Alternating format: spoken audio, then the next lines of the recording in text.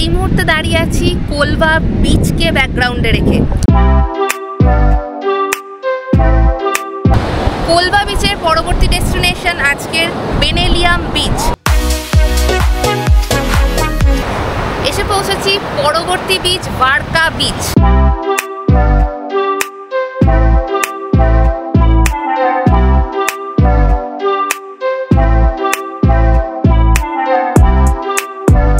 টানছে দুটো egg noodles, যার দাম রয়েছে আমাদের 280 টাকা করে।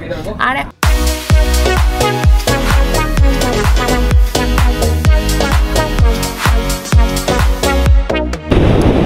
এই মুহূর্তে দাঁড়িয়ে আছি ভীষণ প্রসিদ্ধ বিখ্যাত জনপ্রিয় একটা বিচ, সাউথ গোয়ার আগোডা বিচে।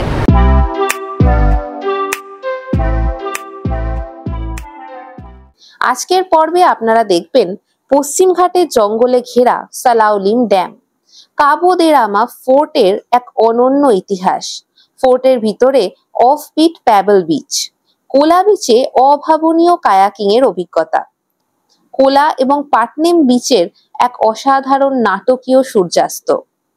ভালো লাগলে অবশ্যই ভিডিওটি লাইক এবং সাবস্ক্রাইব করবেন চ্যানেলটিকে, এবং বেশি বেশি করে শেয়ার করবেন। তাহলে বেশি দেরি না করে চলুন শুরু করা যাক। Good morning from Goa day 2। কালকে আগের দিনের ভিডিওতে আপনারা দেখেছিলেন ডে 1-এ যে সাউথ গোয়ার বেশ কিছু স্পট আমরা ভিজিট করেছিলাম। বেশ কিছু স্পট ভিজিট করিনি, সেই স্পটগুলো আজকে যাব কভার করার জন্য। তো সঙ্গে থাকুন, দেখতে থাকুন ঋতিকাস ট্রাভেল ব্লগ। ভালো লাগলে অবশ্যই চ্যানেলটিকে লাইক, শেয়ার এবং সাবস্ক্রাইব করবেন। চলুন যাওয়া যাক।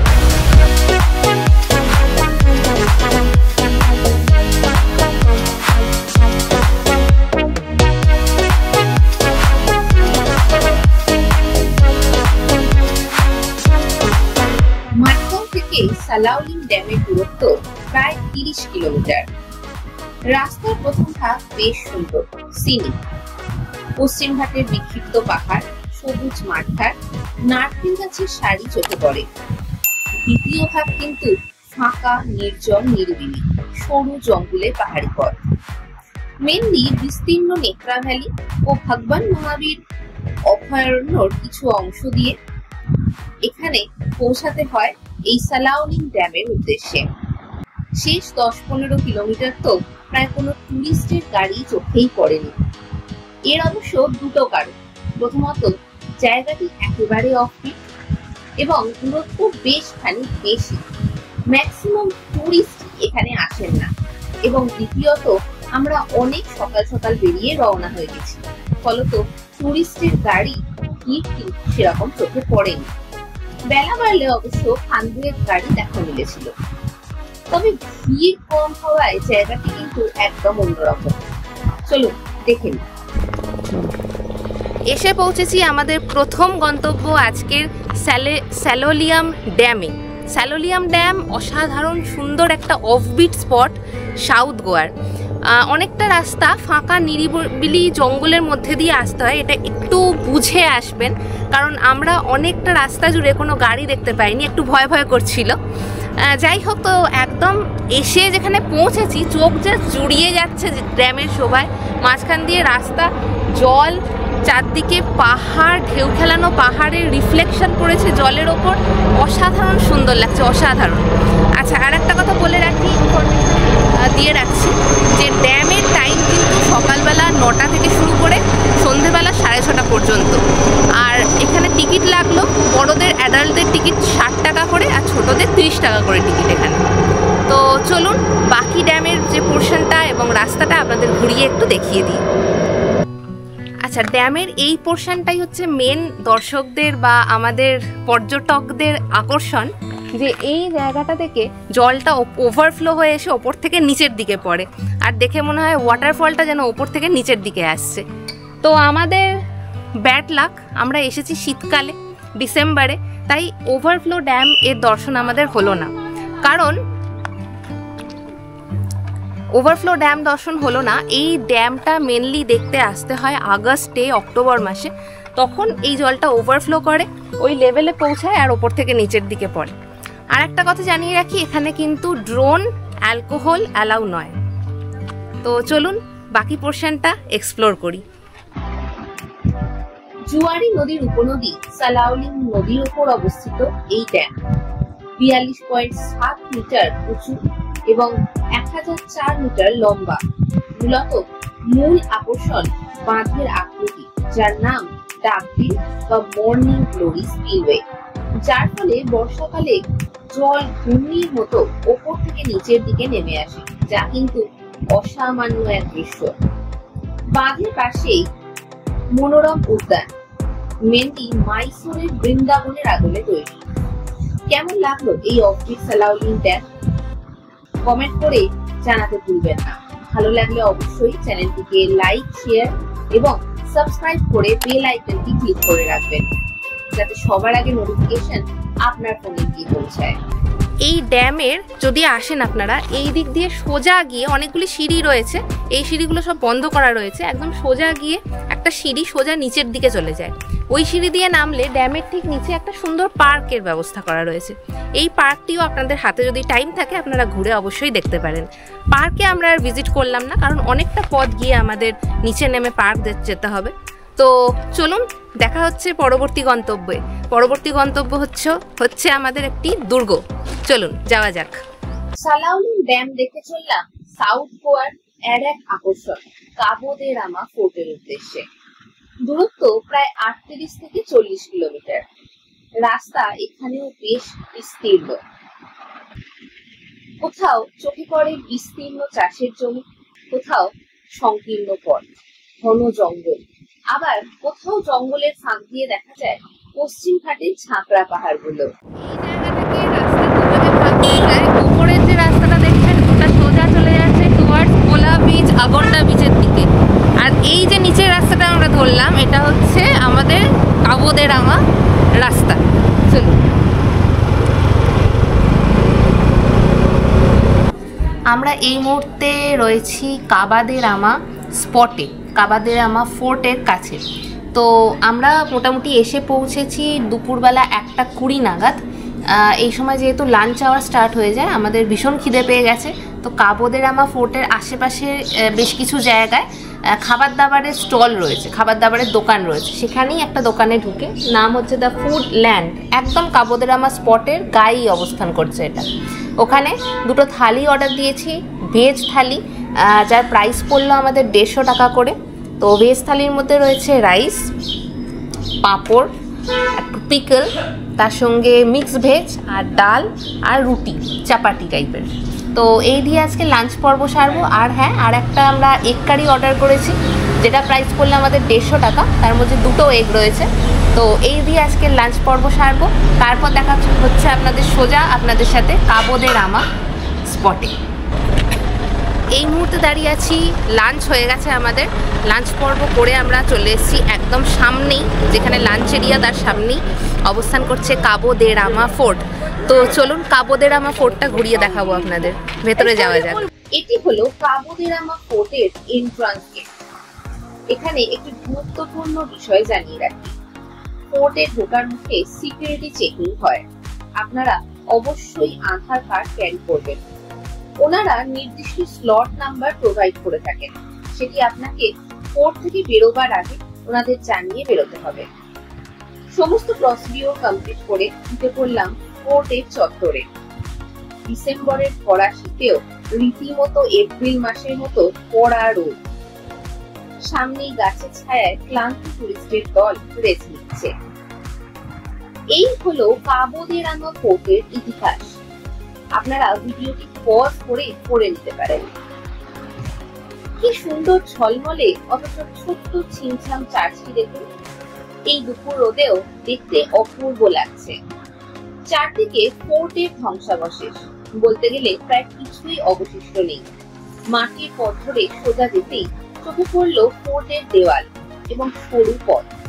ওই পথ ধরে গেলে ফোর্ট লাগোয়া অসাধারণ এক বিচ এর দেখা মেলে, যার নাম প্যাবেল বিচ। চলুন আমরা বরং প্রথমে সেই দিকেই যাই। এই হলো প্যাবেল বিচের ফার্স্ট লুক। প্রথমেই দেখা যায় পাথুরে একটি বিচ এবং সারি সারি নারকেল গাছ, আর বেশ অনেকগুলি সিঁড়ি এবং খাড়াই সিঁড়ি সোজা নেমে গেছে বিচেরই দিকে। একই পথে লোক উঠছে এবং নামছে, অর্থাৎ রিটার্ন করার জন্য আলাদা কোনো সিঁড়ি নেই।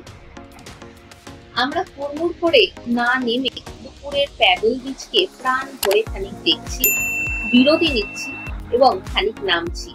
এইভাবে টানা খানিক নামার পর পড়লো একটি সেলফি পয়েন্ট। সেখানে ওয়েট না করে পাশ কাটিয়ে এগিয়ে চললাম।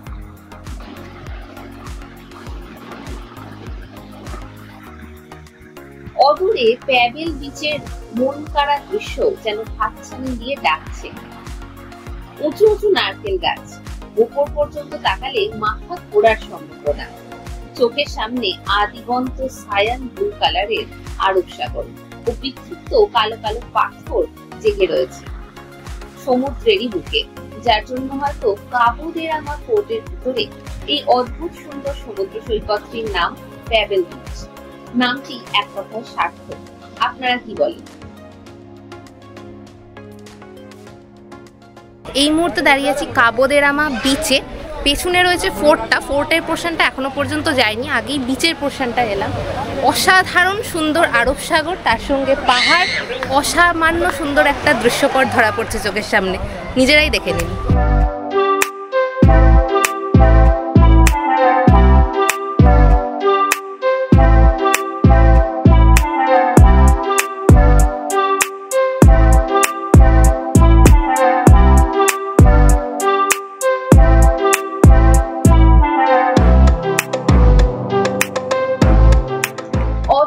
পশ্চিম ঘাটের ছোট বড় পর্বতশ্রেণী এবং জেগে ওঠা পাথর, সমুদ্রের জল সজোরে আছাড় খাচ্ছে তাতে। বীজটা এক কথায় ফটোজেনিক। দেখেই হয়তো বোঝা যাচ্ছে এই বিচে মোটেই স্নান করার উপযুক্ত নয়। এখানে আপনারা ফটোশুট করতে পারেন। এত সুন্দর নয়নাভিরাম জায়গা, আপনারা লোভ সামলাতে না পেরে অবশ্যই ফটোশুট করবেন। আমরাও তাই করেছিলাম। আমরা কাপল ফটোশুট করলাম, যার প্রাইস পড়লো 50 থেকে 60 টাকা প্রতি ফটো। আমাদের টোটাল প্রাইস পড়েছিল 300 টাকা। বিচের সুন্দর ফটোশুট এবং ছবি দেখতে হলে অবশ্যই আমাদের ইনস্টাগ্রাম এবং ফেসবুক পেজটি ফলো আপ করতে পারেন, তার নিচে মেনশন করে দিলাম। এরপর আসি কাবো দে রামা ফোর্টটির ইতিহাসে। কাবো শব্দটি পর্তুগিজ ভাষা, অর্থাৎ উপদ্বীপ, এবং রামা মানে হিন্দু কাব্যগ্রন্থের রামায়ণের চরিত্র শ্রী রামচন্দ্র। মাইথোলজিক্যাল কনসেপ্ট বলে শ্রী রামচন্দ্র বনবাসকালে এখানে কিছুদিন দিন যাপন করেন। তবে ইতিহাস কিন্তু অন্য কথা বলে। দুর্গটি নির্মাণ হয় স্থানীয় রাজবংশ সাউন্ড রাজার হাত ধরে। 1763-তে পর্তুগিজ দখল হলে সামরিক ঘাঁটি হিসাবে প্রসিদ্ধি লাভ করে এই দুর্গটি। নীল আরব সাগরের পাড়ে দাঁড়ানো এই সুউচ্চ দুর্গে বসে কামান বা তোপ। 1955 সাল পর্যন্ত আন্দামানের মতো এটিও জেলখানা হিসাবে ব্যবহার করা হতো। বাকিটা ইতিহাস। এই দুর্গ থেকে এখন সবচেয়ে আকর্ষণীয় দৃশ্য হলো পাথরে সবুজ পশ্চিম ঘাট, ঘন জঙ্গল ও নীল আরব সাগরের বুক থেকে উঠে আসা আছাড় খাওয়া ঢেউ। চলো এবার ফিরতি পথ ধরা যাক। কাবো দে রামাকে গুড বাই জানিয়ে চেপে পড়লাম স্কুটিতে। পরবর্তী ডেস্টিনেশন কোলা বিচ, যা বিখ্যাত ব্যাক ওয়াটারের জন্য।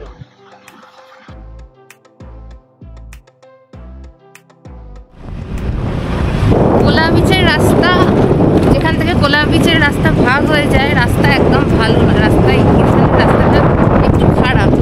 তো আমরা যাচ্ছি টুয়ার্ডস কোলা বিচ।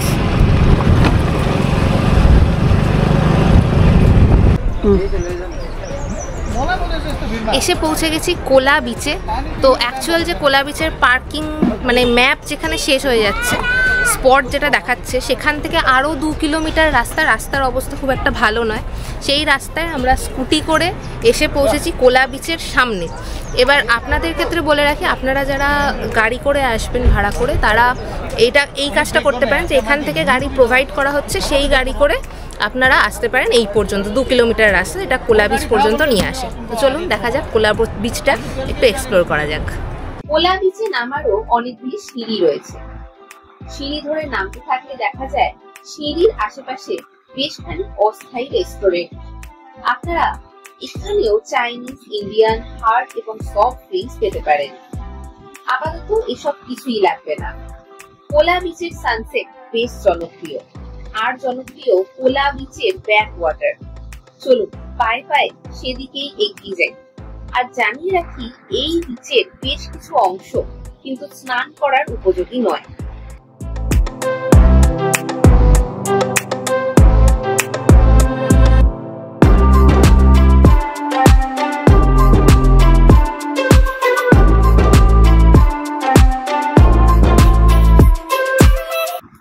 চলে এসেছি কোলা বিচের বিখ্যাত ব্যাকওয়াটার এবং তার দুপাশে ক্যানভাস জুড়ে সবুজ আলো আঁধারি মিশে দাঁড়িয়ে থাকা নারকেল গাছের সারির কাছে। চারপাশে প্রচুর বোট এবং প্যাডেল দেখতে পাচ্ছেন, কারণ একটাই, এই স্থান বিখ্যাত এখানকার সুইট লেগুনে কায়াকিং এর জন্য, যা পিক সিজনে আমাদের দুজনের প্রাইস পড়লো 800 টাকা। বোট এবং প্যাডেল হাতে নিয়ে ভেসে পড়লাম সুইট লেগুনের জলে।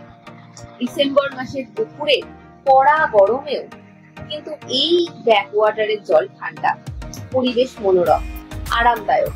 লেগুনের দুপাশে ঘন জঙ্গল এবং নারকেল গাছের ঘন বন, তাই আলো ছায়া মাখা লেগুনের বেগুন ধরে এগিয়ে যেতে বেশ মজাই লাগছিল। কোলা বিচের এখানে একটা সুইট লেগুন রয়েছে, তো সেই সুইট লেগুনে একটা কায়াকিং এর অভিজ্ঞতার সাক্ষী হয়ে রয়েছি আমরা। তো কায়াকিং আমাদের দুজনের 800 টাকা করে পড়লো। তো সেই কায়াকিং করছি, যত না প্যাডেল করছি তার চেয়ে বেশি ধাক্কা মারছি বোটেতে। প্রচুর পর্যটকের সমাগম ঘটেছে সারা কোলা বিচ জুড়ে। তো কোলা বিচের মূল আকর্ষণ কিন্তু এই কায়াকিং এবং বোট রাইড। এখানে এলে অবশ্যই এটা করতে ভুলবেন না। অফ সিজনে হয়তো দাম রেট আর একটু কম হতে পারে। চলুন একটু দেখে নিই কীরকম এর অভিজ্ঞতা, কীরকম লাগছে। এই যে আমার যে হাজব্যান্ড, সেই মেনলি পুরো দক্ষতার সাথে বোট চালিয়ে নিয়ে যাচ্ছে, আর আমি খুব একটা ভালো চালাতে পারছি না, বসে আছি। লেগুনটি দৈর্ঘ্যে বড় এবং চওড়ায় ছোট, এবং টুরিস্টের এত প্রেসার যে বারবারই দক্ষতার সাথে চালালেও বোটের অভিমুখ অন্যদিকে ঘুরে যায়। ফলত 1 ঘন্টার রাইডিং বেড়ে হয়ে যায় 2 থেকে 2.5 ঘন্টার রাইডিং। প্রাকৃতিকভাবে তৈরি এই সুইট লেগুন মানুষের তৈরি নয়। নোনা আরব সাগরের কাছে পার্বত্য ঝর্ণা থেকে আসা মিষ্টি জলে নির্মিত। জায়গাটি গোয়ান গ্রামবাসীদের জলের উৎস এবং স্নানের জায়গা হিসাবে ব্যবহার করা হতো। 2000 সালের পর কায়াকিং এর রমরমা দেখা যায়। এই নিরিবিলি পরিবেশে থাকতে হলে বেশ কিছু ইকো হার্টস এবং প্রাইভেট রিসর্ট এখানে রয়েছে। এত বোটের ভিড়, চারদিকে সবাই ফেসে গেছে, এ ওর ঘাড়ে প্যাডেল চালিয়ে দিচ্ছে। এক্ষুনি অপূর্ব আর একজনের ঘাড়ে প্যাডেল চালিয়েই দিচ্ছিল আর কি। কি প্যাডেল চালিয়ে দিলে নাকি? যাই হোক, সরি টরি বলে তাকে আবার ইয়ে করা হয়েছে। এই ক্ল্যাশ হয়ে যাচ্ছে এরকম ভাবে বোটের সাথে বোট। হাই,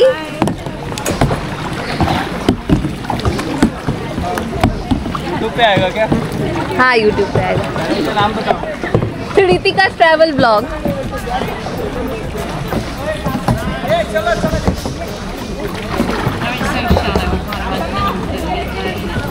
এই দিকটা দেখুন, দুর্দান্ত লাগছে, সূর্য রশ্মি পড়েছে, দারুণ লাগছে। আর অনেকটা কেরলের ফিল পাওয়া যাচ্ছে, কিন্তু নারকোল গাছগুলো রয়েছে, বেশ সুন্দর লাগছে। কায়াকিং এর অভিজ্ঞতা কিরকম? দুর্দান্ত দুর্দান্ত। এই অভিজ্ঞতা আগে কখনো হয়নি, প্রথম, জীবনে প্রথম একটা অভিজ্ঞতা হচ্ছে। অসাধারণ অসাধারণ অভিজ্ঞতা। অবশ্যই কোলা বিচে এলে এই অভিজ্ঞতাটা করবেন, ভালো লাগবে।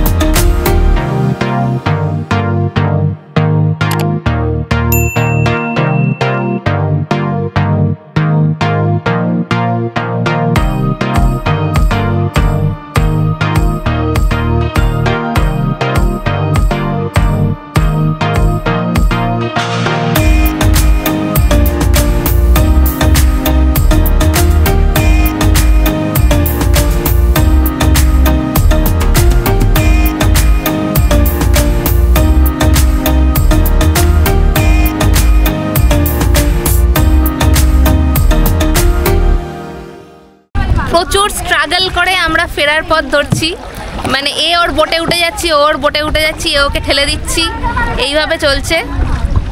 ঠিক আছে, আবার সামনের দিকটায় কি হচ্ছে, লোকজন আসছে আর আমরা ফিরছি। ঠিক আছে, এইরকম প্রচুর স্ট্রাগল চলছে, স্ট্রাগল করে আমরা ফেরার পথ ধরছি। তো ভালো লাগছে বেশ, এক কথায় দারুণ লাগছে।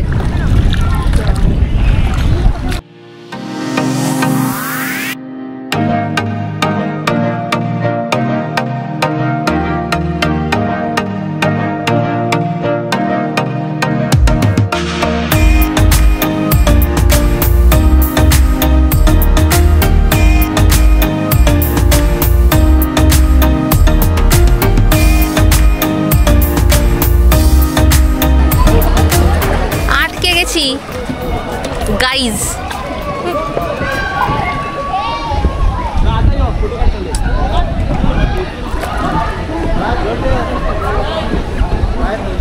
এই যে নেমে পড়েছে আমার বর্মশাইটি, নেমে পড়েছে বোট থেকে। এবার দে পাল তুলে দে, আজ হেলা করিস না, ছেড়ে দে নৌকা মাঝি যাব মদিনা। এই যে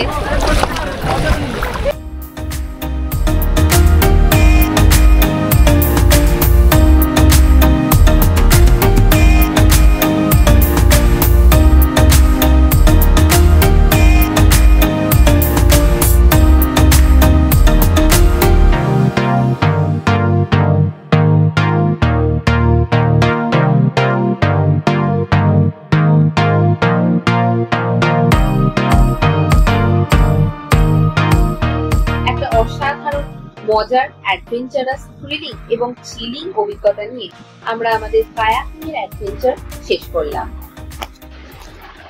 কায়াকিং এর এক অভাবনীয় অভিজ্ঞতার পর দাঁড়িয়ে আছি কোলা বিচে। পশ্চিম দিগন্তে সূর্যের ঢলে পড়া দেখছি, আর দেখছি দিবাবসানের মন্থর প্রক্রিয়া। কথায় আছে এই সানরাইজ আর সানসেট হলো গোল্ডেন আওয়ার অফ ফটোগ্রাফি। সেটি বিশ্বাস করে আমরাও বেশ কিছু ফটোশুট করে ফেললাম এখানে।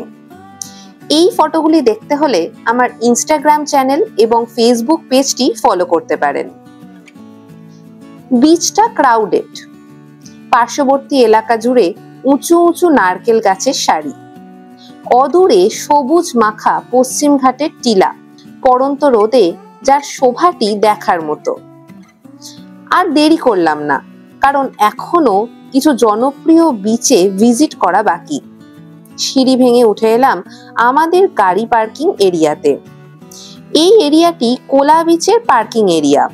কোলা বিচ দেখে উপরে চলে এলাম, অনেকটা রাস্তা সিঁড়ি দিয়ে উঠে আসতে হয়, হাঁপিয়ে গেছি। তো চলুন, কীরকম লাগলো কোলা বিচ অবশ্যই কমেন্ট সেকশনে কমেন্ট করে জানাবেন। চলুন নিয়ে যাই পরবর্তী সি বিচে। এসে পৌঁছেছি গোয়ার বিখ্যাত পাটনেম বিচে।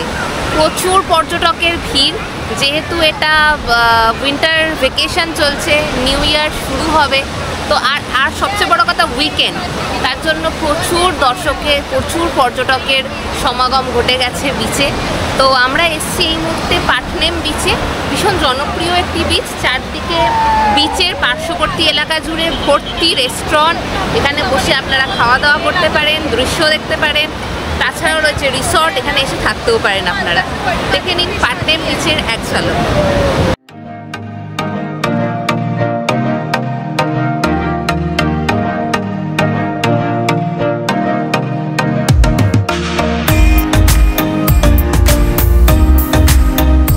কয়েক কিলোমিটার দূরেই রয়েছে সাউথ গোয়ার প্রসিদ্ধ পাটনেম বিচ।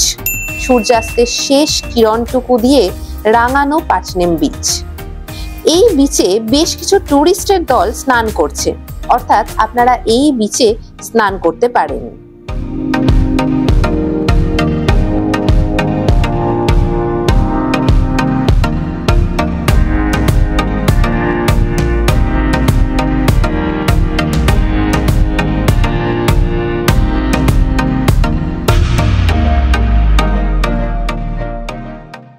অসাধারণ লাগছে জাস্ট।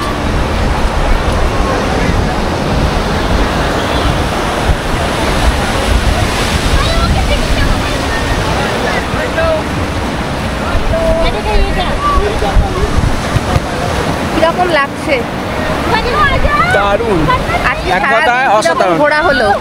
দারুণ ঘোরালো, দারুণ দারুণ, প্রত্যেকটা স্পট অসাধারণ, প্রত্যেকটা স্পট অসাধারণ। পালোলেম বিচের একদম সামনে প্রচুর মার্কেট রয়েছে। এখানে যদি আপনারা চান তো মার্কেট করতে পারেন, মার্কেটিং করতে পারেন। বেশ সুন্দর জমজমাট একটা পরিবেশ আর কি। Yes, I know, but I shouldn't get. I don't want to. Come on.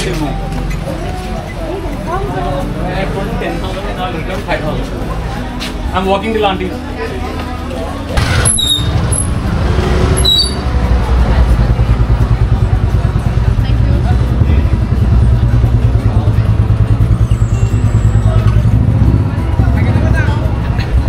আর একটা কথা এক্ষেত্রে জানিয়ে রাখি, এই পাটোনেম যে বিচ, এই এরিয়াতে কিন্তু বেশ কিছু ফরেনার দেখতে পাওয়া যায়, যেগুলো নর্থ গোয়াতে খুব একটা দেখা যায় না, এই পোর্শনটায় দেখা যায়। চলুন দেখা হচ্ছে পরবর্তী বিচে। এই মুহূর্তে এসে পৌঁছেছি, যদিও সন্ধে হয়ে গেছে, অন্ধকার হয়ে গেছে প্রায়। এখন ঘড়ি বলছে 7টার সময়। সাউথ গোয়ার লাস্ট ডেস্টিনেশন যেটা হচ্ছে পালোলেম বিচ, ভীষণ জমজমাট আর একটা বিচ। পাটনেম বিচের একদম পার্শ্ববর্তী এলাকা জুড়ে অবস্থান করছে, আর চারদিকে ভর্তি পর্যটক। একটু আগেই বললাম উইকেন্ডের জন্য, সেকেন্ড হচ্ছে নিউ ইয়ার পালনের জন্য এত পর্যটকের সমাগম ঘটেছে গোয়ায়। আর পিছনে রয়েছে আমার বিস্তীর্ণ আরব সাগর। আরও একটা কথা বলে রাখি, পালোলেম বিচে আমরা এসে পৌঁছেছি অনেক রাতে। আপনারা যদি আসেন একটু দিনের আলো থাকতে আসবেন, কারণ এই বিচের দৃশ্যপট অসাধারণ সুন্দর। পেছন দিকে পুরোটাই ডাব গাছ, নারকেল গাছের সারি, দারুণ সুন্দর লাগে সকালের দিকে। তো যাই হোক, আজকে আমাদের এখানেই সাউথ গোয়া ট্যুর কমপ্লিট হচ্ছে, সমস্ত স্পট কমপ্লিট হচ্ছে। এবার গুটি গুটি পায়ে আমরা আবার ফিরে যাব আমাদের হোটেল নানুটেলের উদ্দেশ্যে। আর আপাতত একটা আমরা যেহেতু বিয়ার এই সমস্ত অ্যালকোহলের রসে বঞ্চিত, তাই আপাতত মগু মগু দিয়েই কাজ সারছি। খেয়ে দিয়ে আমরা পৌঁছে যাবো আমাদের হোটেলে।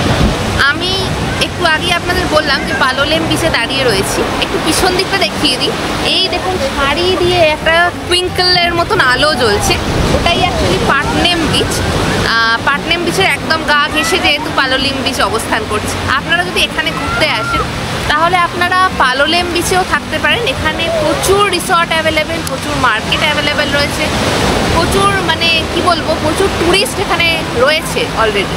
আর এই সমস্ত বিচের ধার দিয়েও প্রচুর ক্যাফে, রেস্টুরেন্ট এই সমস্ত রয়েছে। এখানেও নাইট লাইফ বেশ এনজয় করার মতন, মানে বসে শান্ত প্রকৃতি এনজয় করুন, খাওয়া দাওয়া করুন আপনার প্রিয়জনকে নিয়ে, মন্দ লাগবে না। এটি পালোলেম বিচ এর পার্কিং এরিয়া, যা 2 হুইলারের পার্কিং চার্জ 50 টাকা করে নেয়। পালোলেম বিচেও কিন্তু বেশ একটা জমজমাট নাইট লাইফ অফ গোয়ার ভাইব দেখা যায়। বিশেষত বিচের সামনে বেশ 1-2 কিলোমিটার এরিয়া জুড়ে বিশাল মার্কেট। তাতে গোয়ানিজ ড্রেস থেকে শুরু করে কাজু বাদাম, hat, sunglasses, beach shoes, hand heart এবং সফট ড্রিঙ্কস সবই পাবেন। এখন ঘড়ি বলছে সময় 8:35। আমরা এসে পৌঁছেছি আমাদের হোটেল নানুটেলে। ফিরতে আজকে বেশ খানিকটা লেট হয়ে গেল আমাদের। আজকে বেশ টায়ার্ড লাগছে। এখন হাত মুখ ধুয়ে ফ্রেশ হব, তারপরে 10টার দিকে ডিনারে বেরোবো আমাদের কোলভা বিচের কাছে। তো আজকে আমরা এখানে রুমে ঢুকে যাচ্ছি, গিয়ে চাটা খাবো, ফ্রেশ হব। তো দেখা হচ্ছে ডিনার টেবিলে। রুমে ঢুকে ফ্রেশ হয়ে একটুখানি বেরোচ্ছি আমরা রাস্তায়, কারণ ডিনার করব। ফুল হাতা জামা কাপড় পরে নিয়েছি, কারণ রাতের দিকটা যতই হোক একটু ঠান্ডা ঠান্ডা লাগছে ঘুরতে। সকালে কিন্তু মাত্রাতিরিক্ত গরম। যাই হোক না কেন, আজকে এখন এই মুহূর্তে আবার যাচ্ছি কোলভা বিচ। কোলভা বিচের ওখানে খাওয়া দাওয়া করব, আজকে ডিনার করব। তো চলুন যাওয়া যাক। আজকে আমরা এসছি একটুখানি কাজু বাদাম নিয়ে যাব, কারণ এখানে এলে অবশ্যই কিছু কাজু বাদাম নিয়ে যাবেন, কারণ এখানে কাজু বাদামের জন্য বিখ্যাত এই জায়গা গোয়া, এবং খুবই সস্তা এটুকুনি শুনেছি। তো কোলভা বিচের কাছে আবারও এসছি। চলুন দেখি একটু কাজু বাদাম কেনাকাটা করি বাড়ির লোকের জন্য।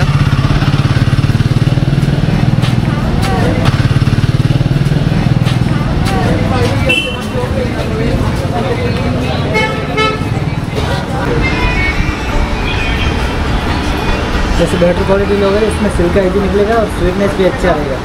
एक भी पीस वेस्ट नहीं निकलेगा। घर के लिए चाहिए तो फिर ये अच्छा है, किसी को चाहिए तो ये चलेगा। ये कितने का है? कौन सा है? 430। 430 Asal dia tu. Depan ni ala. इसमें 350। Masuk ke mana sebab tu? Tak. Ada. Masuk mana sebab tu? Ah, tu dia depan dah. Ada lagi. কাজু বাদাম কিনে নিলাম। আমরা অনেক রকম কোয়ালিটির কাজু বাদাম বলছিল, আমরা একটু বেস্ট কোয়ালিটির দিকেই গেলাম কারণ বাড়িতে দেবো মা বাপিদের। তো 3 প্যাকেট কাজু বাদাম আমরা কিনলাম, যেটার দাম বলা হচ্ছিল যে 430 করে এক একটা প্যাকেট। আমরা 3 প্যাকেট নিলাম, তো 1200 টাকার মধ্যে 3টে প্যাকেট নিলাম। আর যেটা নিলাম সেটা হচ্ছে বাদাম চাক। বাদাম চাক বেশ সুন্দর লাগলো এখানে দেখতে, তো বাদাম চাক নিলাম। টোটাল আমাদের বিল হলো 1560। তো চলুন এবার আমরা ডিনার করে নিই। রাত বাড়তেই মার্কেটের একটি রেস্টুরেন্ট কাম বার বলা ভালো, সেই হোটেল এ ঢুকে পড়লাম। হোটেলের নাম পারাইয়া দা কোলভা।